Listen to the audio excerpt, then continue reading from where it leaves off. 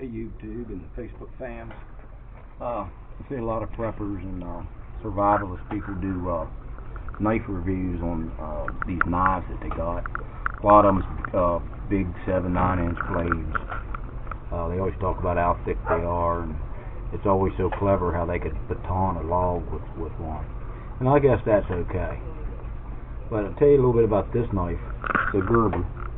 I bought this knife 8 years ago out of Walmart. Paid $40 for it.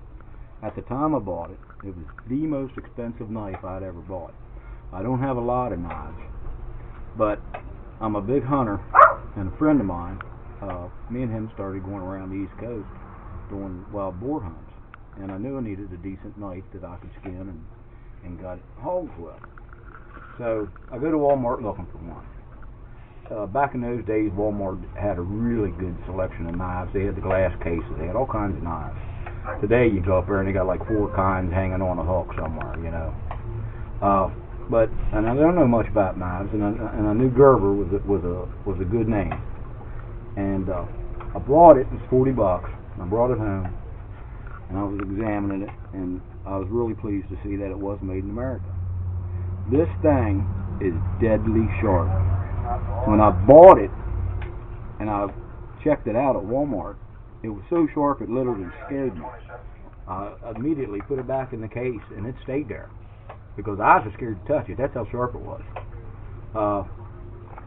I've gutted, skinned deer, wild hogs, squirrels, you name it, I've done it. It's got a gut hook right there. This gut hook, I can tell you what, it's just like unzipping something. And like I said, this is deadly sharp. And me and my friend right here behind me, we'll hang a deer, and we'll tear into it, and we'll skin it, cut it. I take this and I cut my steaks. I cut everything with this. And then when I'm done, I wash it, and then I disinfect it. And I have one of those little sharpeners that has little ceramic rods in there.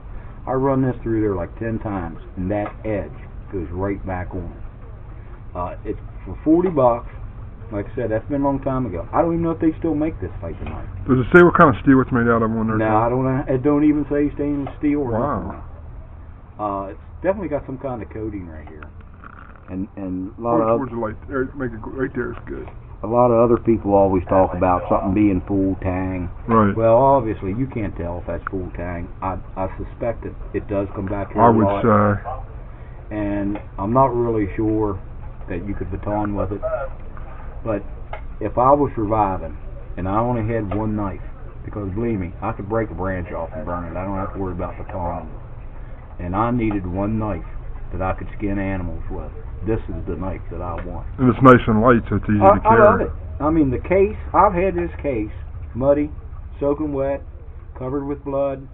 I put it under the sink. I scrub it with a brush with some Dawn dishwashing, rinse it out, and look at it. We're 8 years into this, and this thing still looks new. It sure and does. Believe me, it's heavily used. So, if you're looking for a knife, I know there's all kinds of names out there. People's buying the Beckers and things like that.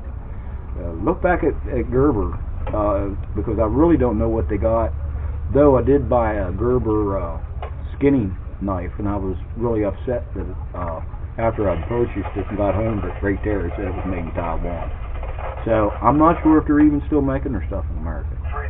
I hope that they are, because this is a really good knife, and it's been used very well, and I love it. So next time you go to buy a knife, consider Gerber, and I think you'll probably be pretty happy. So thanks a lot. Check you next time.